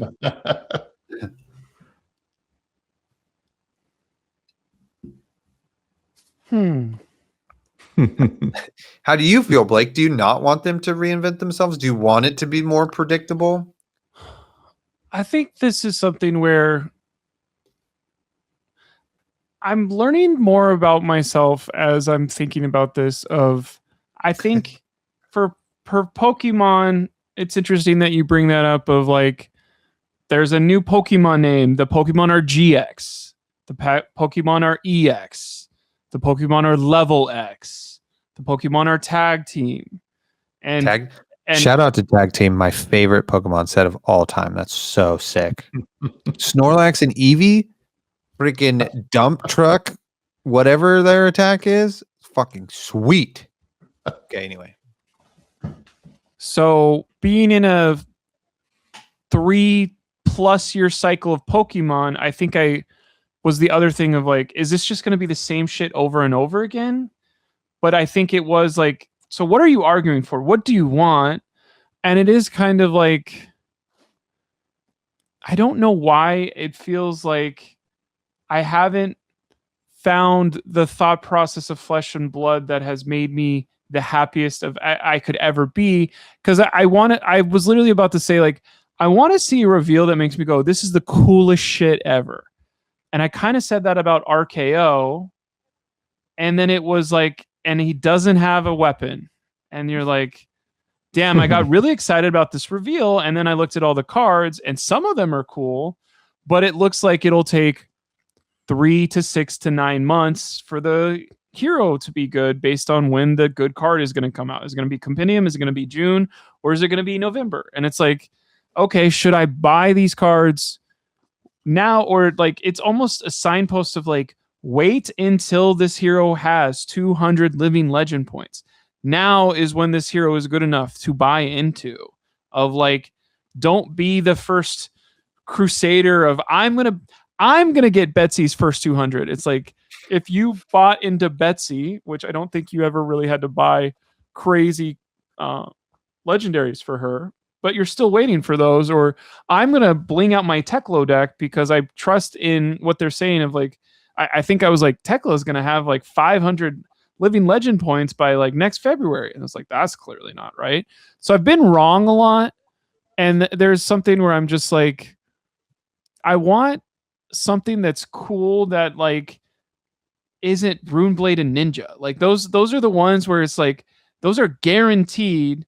Or ally based. Yeah, like it's literally Runeblade, Ninja, and Illusionist / Gravy is like you can guarantee that's gonna be sick. And you're like pulling punches on wizards for years, pulling punches on other classes for years, where you're like, if there is an adult Blaze, I hope it's fucking like amazing out of the box. And like I do, now that I've seen both, I want more Auroras amazing out of the box and fun to play than like, what's the other one? Verdance. Well, you need Ring of Roses to come out. That'll be in 3 months. And then 6 months from now, you'll get the Burn Bear or whatever. And now she's gas. And it's like, is there a world where we can have... and we just said Rosetta was a super cool set. Imagine if Rosetta was a super cool set and there was a Chase Ring of Roses in it, and there was a Burn Bear instead of Inferno that hasn't been played at all. Like, instead of Inferno, it's Burn Bear. And instead of a non-Earth Wizard spell, here's your Earth Wizard spell all in the same box, and be like, this is the coolest shit ever. And like, I don't know. Like, what's crazy to me is the Lightning Runeblade. I'm almost getting there. I'm getting to a point. I'm like formulating as I go. The Lightning Runeblade next couple stuff was the Armory deck. So it was kind of like if they had done, instead of Aurora's Armory deck, said you can have this cool lightning thing 3 months from now, 6 months from now, she would be not gone in the meta as quick. So it's weird that like Runeblade go, Wizard wait 3 months, 6 months, 9 months, and you're like, why is it always these same 3 guys or whatever? Like there's a meme like that where you're like, I don't know. I want something sick as hell that is cool, that is strong in the meta for like these 5 or 6 classes that haven't had that in years. And then I would be like, oh, I fully am in Flesh and Blood again, because it's not just, oh, like the ninjas are killing it, the Runeblades are killing it, and the Illusionists are killing it. Because like Assassin, it looked like they were going to light the world on fire. And then it was like they banned enough stuff to where it's like not as strong anymore. And I'm like, why? Like, let that ride. Yeah. It's very interesting. And you make a good point, Blake. And I think it's like, how to phrase this is, man, this is hard. It's like, is it a bias in the designers or the developers, or is it just how those classes are designed that makes them inherently slightly better every time? Mm-hmm. You know what I mean? And I don't know if we can really answer that question. We can have a lot of theories about it. I think I would need to be way more versed in like probably game design and just like maybe understand Flesh and Blood on a super fundamental level. But it is true, like every time a ninja has come out, they're very strong. Every time an illusionist has come out, they're very strong / gravy, and they pulled the punches, I believe, on new Prism, and had to give her a whole new weapon to make her viable, and she's just always like hanging around. All of the Runeblades have been super good, like right away too, for sure. Like you said, I don't know what I'm saying, but it's just like, I don't know how to answer that question. You know what I mean? But I do agree 100% with the sentiment of we need other things to, like, I would rather it be 5 top decks rather than 3 top decks. You know what I mean? Yeah. And I think like, why were we so excited about Misfill? Busted assassin of like, this is clearly the best assassin they're gonna have. or whatever. Like it's better. It's better than okay. Uzuri was doing some cool shit, but this is better. It has an attack reaction on the helmet, and like it's specifically for her for Mystic, and like the Mystic thing. I think that was okay. That is the assassin that gets this treatment. So assassin gets a one-off, but like Chain is one of the strongest, Briar's one of the strongest, Florian has one of the most points right now, and we forgot Aurora. And by the way, Viserai is gone as well. And the only one that is bad right now is Vincent. My friend Jake went 6-0 on Vincent yesterday, so that's apparently a good pick in this meta. If you're a Vincent player, go for it. And how many Rune Blades are left after that? Did I name all 6, or is there another one? I think that's all. And it's like, which other class can you go boom, boom, boom? Well, all 3 40 health illusionists, and honestly, Prism's at like 700 or 800 points right now. I think it's 700 or something. Where it's like, so it's gonna be all the illusionists are gone.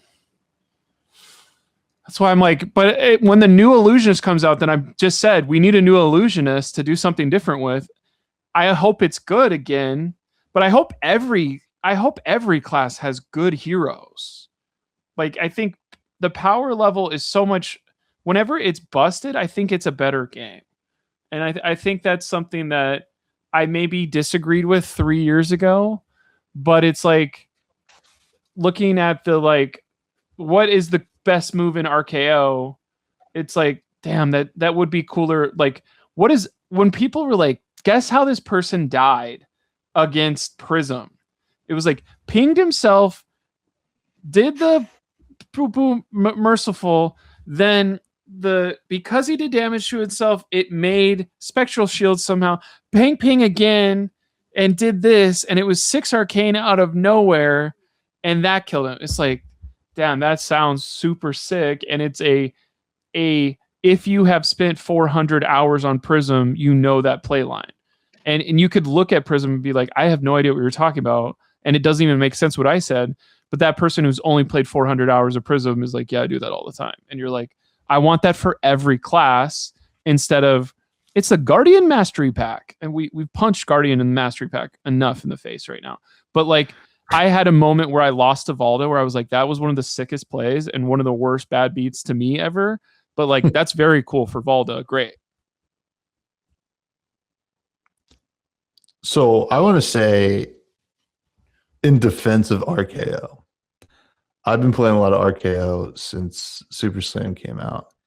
And I think that deck it's one of the most powerful decks I've played, like, in the game, outside of course, Chain when I first started.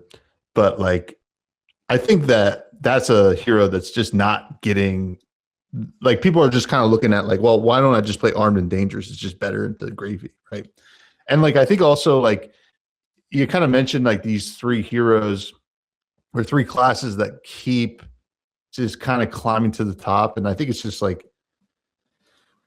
I think we can't have every class have good stuff, including them. I think, like, there needs to be moments where Runeblade sucks. There needs to be moments where Illusionist sucks, because I think those classes inherently gatekeep other classes, right?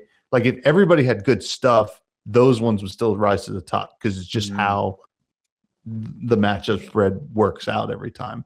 Because right now, I think we have a pretty wide open meta, but, like, you still look at the top. It's like, you know, you have your ally-based hero, your disruptive hero in Arachne, and then, you know, your not aggro slot, but, like, Kasai is, like, kind of your faster deck with, like, good numbers and stuff like that. So I think it always shakes out that way. And, like, you know, right, like you mentioned, Prison's probably gone soon. You know, I think it would be nice to have, like, no illusionists for a minute, and maybe no ally-based heroes for a minute, and then you kind of see how, like, different metas evolve. And, you know, like, I think, you know, looking back, heavy hitters, yeah, we did have an illusionist. We had Dromai, but like, wins the calling LA. Yeah, wins calling LA in a barn burner, one of the best recorded stream games of all time. And but going into that weekend, I don't know if Dromai was favored. I think like a lot of talk was about Dorinthia axes and even KO Armed and Dangerous at the time. It was a good time. We didn't know how good we had it. I think I don't know where I was going with that, but it was I think in what your theory or what you're trying to say is what made heavy hitters good is how close the top decks are to everything else. You know what I mean? And we maybe are going to see that right now, but that's when the game is the best, is when those margins are less big, in my opinion. I think Blake is arguing for when that shit is, there's more of maybe a disparity. Maybe I'm wrong here, Blake, and I think you can have that power but everybody's floor's got to rise too. You know what I mean? We can have crazy Zen stuff, but everybody else has got to be able to like do that also potentially, which I think is the idea of what Living Legends is supposed to be, but is not executed that way. It's a hard game to do it because when you're breaking certain acts, like there's an action point economy, right, in this game. That's like the core design principle. And that's why you see when Ninja is good, it's because Ninja is doing the thing it wants to do. It wants to have a ton of chain links, right? Which is like just a naturally good thing to do in this game anyway. It creates inevitability. So then you have to say, all right, now we have to create a disruptive hero to say, hey, you can't do the chain link thing every single turn. And then once there's an imbalance there, you see your Zens but like it's also a reason why Azuri won that Pro Tour that year, right? Like Azuri's like, I'll be the disruptive deck, and I'll be like like one Azuri, and he won with it. Yeah, it's just epic run. Yeah, epic run is just like how this game works. It's tough to like you look at like Viscera, he was kind of like a joke for a while. And then for a long time, like Mauvrian Skies and everything in Everfest, and then was like, oh, okay, this is a good deck again. Reminding him again for the first time. Once it broke that action point economy. Yeah. Those are my thoughts. I've never pummeled an Arcanite Ascendancy or whatever like you guys have. Oh, you've never lived, bro, where you play Slogism and then you play Arcanite Ascendancy and they take one single point of arcane damage. So you then can play Rattlebones by breaking your Skeleta for free at instant speed and play the freaking Arcanite Ascendancy again. I still live nostalgically for those days. And like pulling my hair out, still not winning games. But your hair grew back, and now you're on one of the top 5 decks, Arachne Huntsman. Solid, maybe B- hero. B's but you're a whom I love. Be a genius guy, so you're fine. Hey, thank you. Okay, we're going to transition here to the end of the show, but has anybody looked at the hero selector on the Flesh and Blood website? That's like kind of crazy. Oh, I did whenever it first came out, but has it changed? No, I just hadn't looked at it, and I was like, oh, this is kind of cool. You like click on everybody, gives you your living legend points, how difficult they are. Oh. I wish they had they have play styles, but I wish they had difficulty filter so I could see who is the easiest to play and who they say is the hardest. So that's pretty fun. I think when I clicked through all of them, it was Ocilio is the hardest. Really? More than Lyeth? Let's click Lyeth. How many stars? It's also annoyingly in no particular order. It's like... Is it not alphabetical? Oh, no, wait, it's not alphabetical. No, it starts with Arachne because that had the most recent release, and then it's the heavy hitters, and then it's alphabetical, which is just stupid.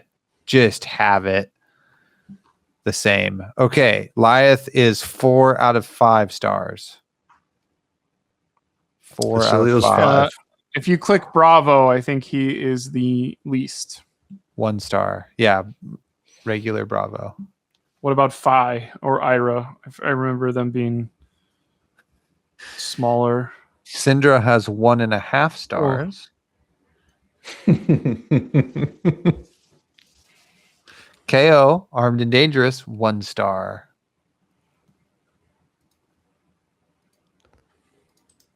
Interesting. Tough Nut, 2 stars. 2 stars, huh? Ira, 1.5 stars. Gravy Bones, 4.5 stars. This is fun. We just tell everybody the stars. Phi's 2 stars. I remember being happy that Reinar wasn't lower. They gave 3, I think. Arachne Huntsman is pretty low, 1.5 stars. I don't know You play those easy BS heroes, Taylor. Slippy is 2 stars. You got to be kidding me. Like I am very excited whenever I show up somewhere in like September and like Huntsman has had 400 living legend points and someone's like, "Oh, you're on Huntsman, like that meta deck," and you're like, I've lived through that with a few heroes, like Azalea going from like, oh, you have no idea what you're doing if you're playing Azalea, but you're dedicated, to like, God damn it, I'm playing 4 Azaleas. I can't wait for. There's actually 12 Arachne Huntsmen here. Speaking of who we would rather play, let's play a game of Would You Rather, Flesh and Blood edition. Okay. Ooh. The funny name I had for this was Would You Rather? And then I expected Blake and or Tommy to come up with something better in this moment, but you guys haven't. Okay, I got 6 questions here of Would You Rathers. Some are better than others, I've got to say, but entertaining nonetheless. Please play at home. Bring these to your local armory. Let us know in the comments below what you have thought about these questions. Number 1, would you rather have a glorious ponytail or be a prism main? And I mean prism main. Glorious ponytail or be one of those prism is my main hero type of people. I would take the ponytail. Ooh. I would take the ponytail. Thank you very much. I had like a man bun at one point, so it's like there's familiarity there. It's like I feel like if I was a Prism main, I'd have a happier life of like, yeah, I literally have won 2 pro tours and yeah, I'm world renowned and everyone wants me to sign their Prism cards because I wasn't stubborn in 2022 and just only played Prism for 3 years. Okay. All right. I have just something to say about Prism mains. There is just something. Okay. And like, I don't hate anybody. I'm not a hateful person. I'm chill. I'm wholesome. Except when they get this shit-eating grin that they're holding back when they drop the Arclight Sentinel, and when they see the life drain from your eyes, you see them get so excited, and I get it. It's like the coolest thing you can do in that deck or whatever, but it just, I don't know. It makes my blood boil. I want to play the game. Let me play the game. Anyway, I needed to say that. But this is why I'm taking the ponytail to the grocery store. Yeah, like just hanging out of the beanie right now. A nice ponytail over the shoulder. OTSPT. What? OTSPT. What's OTSPT? Over the shoulder ponytail. Oh. Oh, right. Yeah, of course. That thing everybody says. I've gotten that in a few text messages too. Yeah, right next to WTF and other known shorthand for stuff. Yeah. I have lived the glorious ponytail life already. So just for variety in my life, I would pick Prism Main. I'm not really happy about it, but I don't want to go back to ponytail guy. I don't want to do that. So Meanwhile, Colin's gonna edit this and be like, "What the fuck, guys?" I chose it. I chose the I was ponytail. both of those. I guess you could be both. Yeah, right. Oh man, shout out to Would you Colin. rather live in San Diego or play Azalea for 6 years? Zane's gonna go, wait a minute. That's me. Number 2, would you rather be an alligator trainer making below minimum wage or be chum? Also, sorry, Thor Mike. Shout out to, I guess they have crocodiles in Florida, not alligators, or do they have both? Yes. Yeah, there's an American crocodile down there. Would I rather be the chum character that prevents Chum, my opponent friendly first mate, or be an alligator trainer making below minimum wage? I mean, sounds good to me. I need to work on my muscles. I will be an alligator trainer. All right. Chum- Living in chums? poverty. Yeah, yes.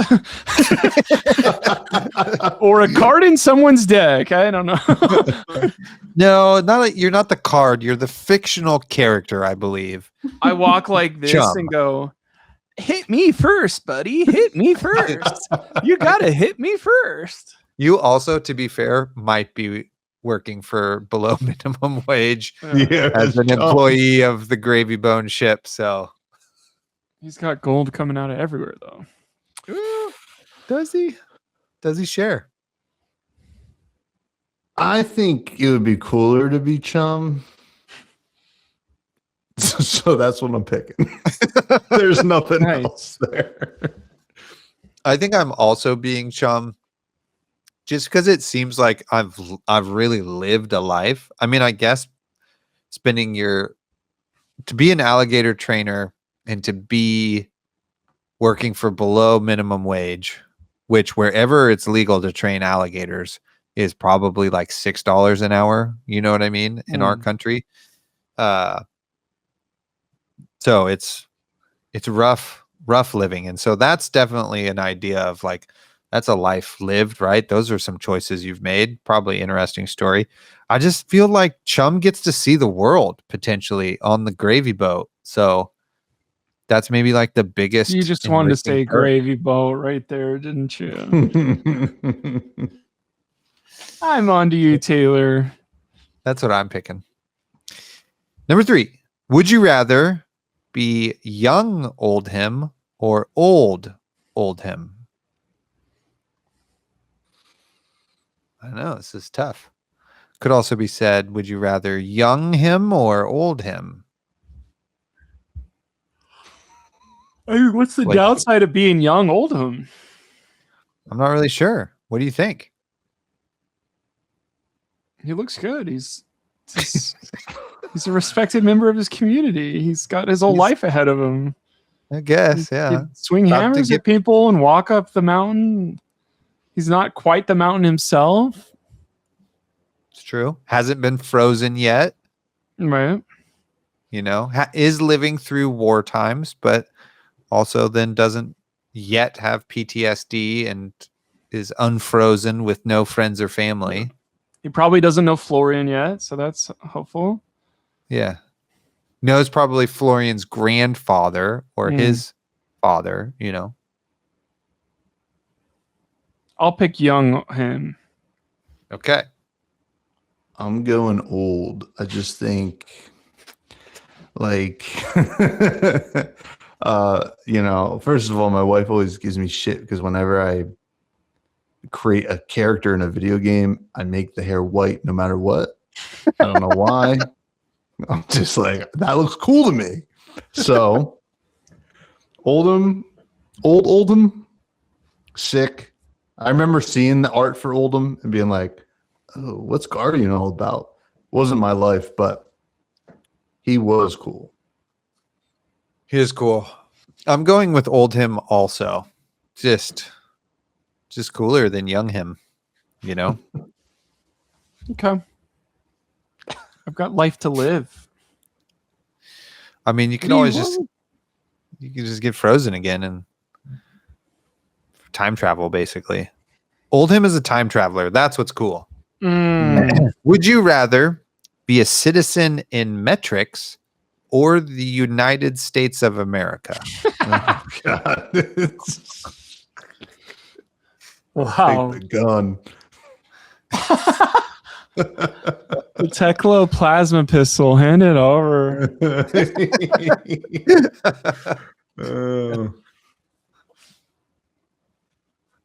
I don't know. There's those people that go do this from that one playmat.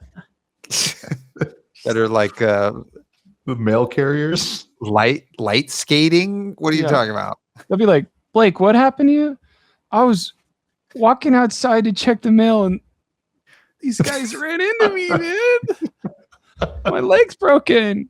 And then you got to replace your leg with the steel double soul boost powers. Yeah, there you go. What's the double boost card called? What is that card? Twin drive. Twin drive. You talking about the twin drive situation? No, it's the one from the playmats where it's like purple, orange, The breakers? green, and pink. Yeah, that's all the Yeah. majestic ones. The breaker Evos. Evo Skull Breaker.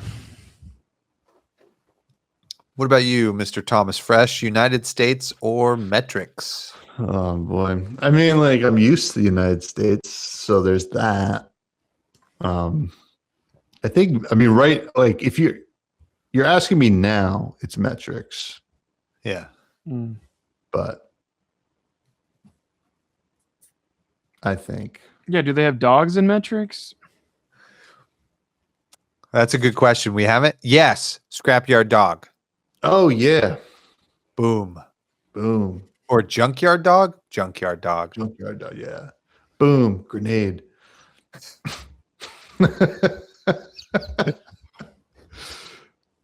Where do you want to live, Taylor?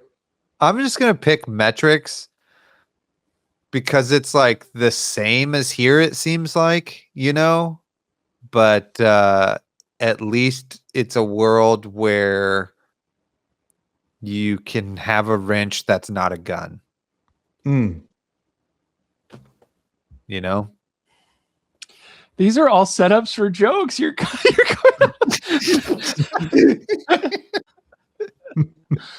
oh my gosh. Expedite looks like you would get your mail there quick too.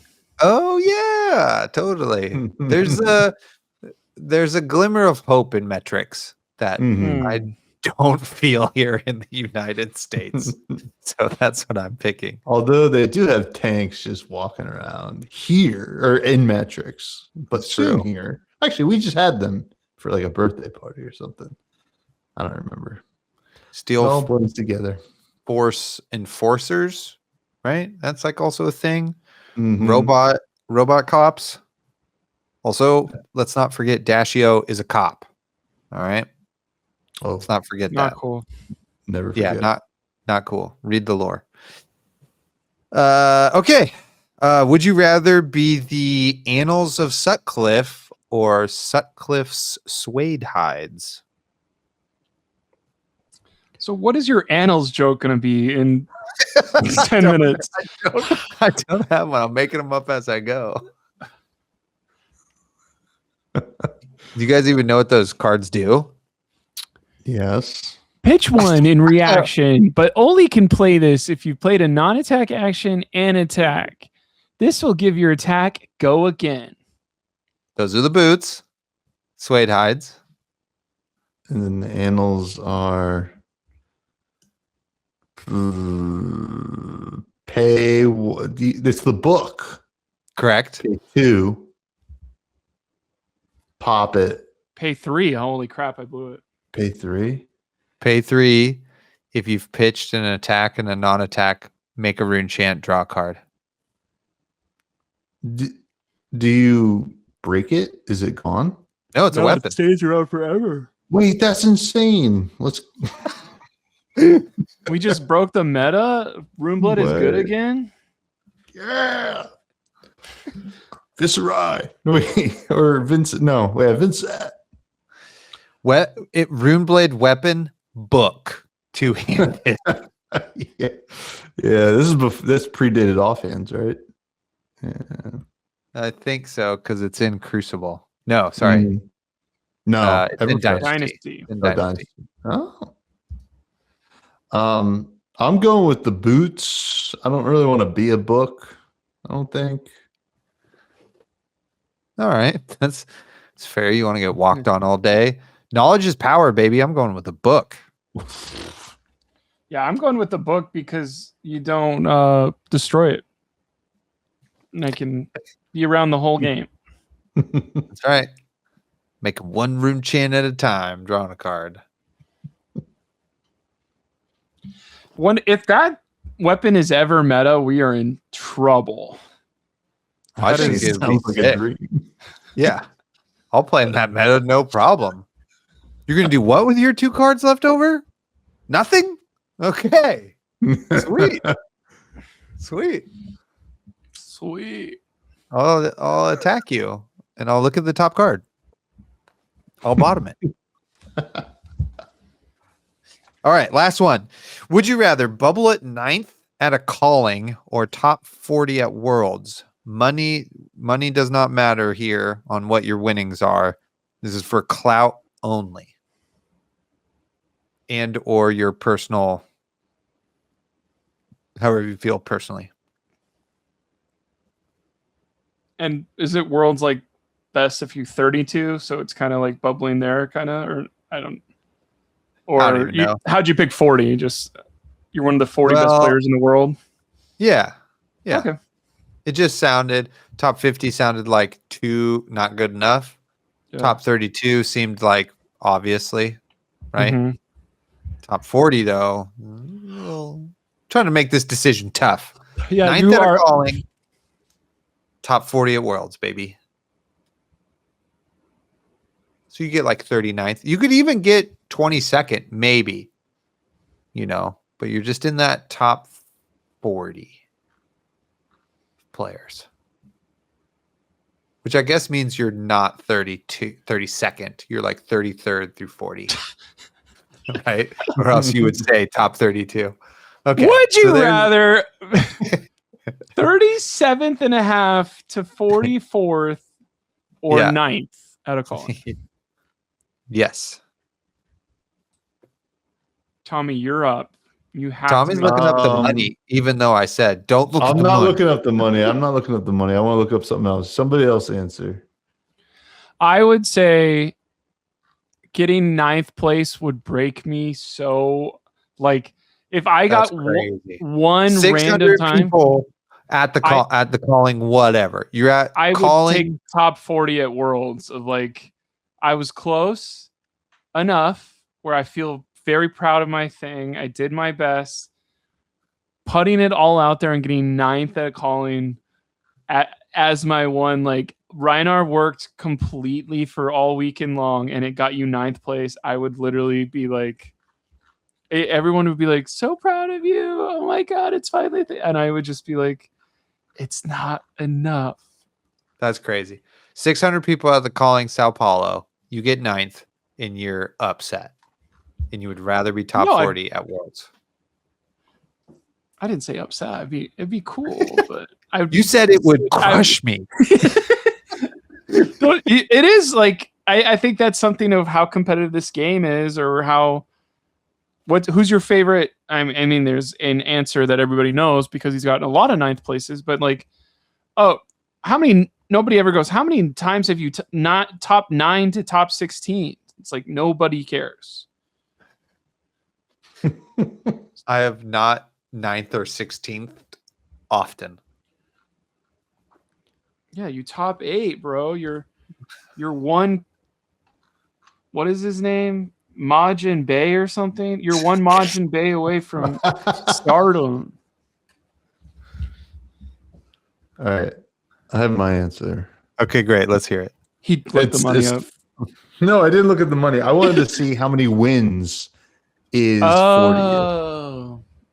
for. And honestly, I'm taking 40th because that means you were in the mix. You were day 2 at Worlds.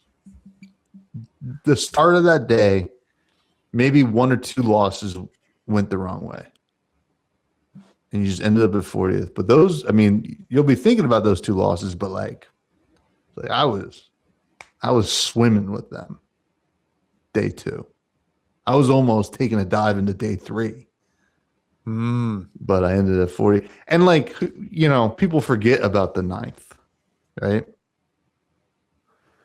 People forget about 38th also. No. This is a good pedigree. People be like, "Oh, I remember Tommy was on the stream day 2 of Worlds, just rocking Pleiades." Oh, Tough nut. Yeah, rocking tough nut. That's an interesting question of I can do first place, second place for some of the Worlds, but even Worlds, I can't remember all 8. So I remember winners, kind of. Mm-hmm. Yeah. You can remember some second placers. When you're saying top 4, you're like, I don't know. Yeah. Worlds is also at a really weird time where, like, maybe there's something really interesting in top 40 at Worlds, but it's like right after Worlds we have the ban and a new meta starts. So it doesn't really matter. Even like that's why top 8 also doesn't matter as much as well too, right? It's like the winner's the only important part because it's like kind of the end of the year. Stuff is going to change. Yeah, you guys can't play that dash deck that you just got excited about. Yeah. So maybe a calling has more staying power over the course of the meta year in terms of broader appeal, if that was important to you. I think just knowing I was in the mix, Yeah, at the top tier event, which is like an event I had to qualify for, where the calling I could just wake up and roll out of bed and just show up to, never having played the game. I have a would you rather that I just came up with, by the way. okay. I'm gonna also say top 40 at Worlds. Oh shit, you didn't go yet. Yeah, that's all right. You tricked us. You were like, you gotta pick 9th, bro. I mean, look, I would be happy to get 9th at basically anything all the time because that means you did really well. You know, I don't know why. I get it why people get upset, but I'm just like, dude, you're like fucking right there. You know what I mean? Yeah. That's fine. That's like a great job regardless. But top 40 in Worlds would be sick. Would be freaking sick. You played a lot of games at a really high level. And you get to say that. Multiple formats. Yeah, you get to say top 40 in the world, baby. 2026 on Tough Nut. Bam. All right. And that was the Living Legend deck. Okay, so our bonus one from the Blakes for would you rather is, or rather or not, I don't know. Yeah, that doesn't sound great. Would you rather be the first 2 living legend points for your hero or the last 2 living legend points for your hero? Last 2. Wow. That was me. Tommy Fresh sent Riptide packing to sleep with the fishes finally. Put the traps away, pal. Yeah. The job's done. That's crazy. Yeah. Walking to the sunset. I would say first, actually. Because it means you're the pioneer. You had the day before anybody else did. Mm-hmm. That's what I would say. First. Why not both? First and last. That's never happened, right? I don't think so. That'd be crazy. Yeah. I mean, closest would be Michael Hamilton of like, he has 600 of hers, so it's got to be somewhere the first and last. I would choose 537th and 8th point if I could. Just right where any point is great. Any point. Yeah. I would. I think it would be funny to be. That's the guy who sent. What's the hero I hate the most or whatever? It's like that's the person who sent Syndra out was Blake Meyer because he finally was like, I'll play Syndra. Get this out of here. That's funny. A slight villain arc, like, fine, I'll play the best deck and beat everybody. Been shackling myself this whole time. Hilarious. Well, thank you for playing Would You Rather. Hope you have fun playing at home. Tommy, thanks for guest moonlighting on the pod on Attaction Buds here. I appreciate that. If you guys really like Tommy Fresh, you can go listen to the episodes that I've all been on and the recent one that I'm going to be on as well by the time this podcast comes out. So that'll be fun. You'll get a lot of me and Tommy Fresh chopping it up. Shooting the breeze. Chop, chop, chop. Is that a Flesh and Blood card yet? Shooting the breeze? Calming breeze? Calming Rider breeze. Shooting. Yeah, no shooting the breeze yet. Would you rather a card in Flesh and Blood yet? No, it sounds like it would be. How many cards have the word breeze in them? Bonus question here. Bonus trivia. Only 2, huh? Is it 4? Findle's Spring Breeze. Breeze of Providence. Scab Skin Breezers. I could do this all day. Please, in this. So funny. So funny. Literally. Heart of Breezer. All right. Not your best one. I was trying to do Tekla Foundry Heart. So Tekla Foundry Breeze. Heart of Findal's Breeze is pretty funny because that's just like a fart, right? Findal's fart. Oh, not your best one. No. Come on. We'll workshop it. Always funny. How many? 2, 3, 4, 5, 6, 7? How many are there? What? Breeze cards? Yeah. Cards with the name Breeze in them. They call me the Breeze. You can't look it up. This is a trivia question. Oh, you asshole. Just cheated, disqualified. That's the clip for the new episode of I'm banned. You just hear the keyboard. Clack, clack, clack, clack, clack. Wait, how much is it? BREEZ. Do you know? Yeah. It's 3. No, it's not. It's not? It's 5. How is it 5? You count red, yellow, blue? Biting breeze. Come on, guys. All right. What's Breeze Rider Breeze? Boots, Calming Breeze, Biting Breeze. Oh, you don't remember this from freaking Mist Veil? It's a ninja attack action. When this hits, create a crouching tiger in your banish zone. You may play it this turn. Go again. Head jab. I'm making the knows. The hit effect? bite you like a tiger. Yeah, Biting Breeze. Oh, And she's like, ah, with her Why hands. doesn't Ginger just play that? Because she's a coward. That's why. Hmm. Yeah, why not? Doesn't matter. Okay, hands in. Thank you for listening, everybody. We all love you. Goodbye. see ya.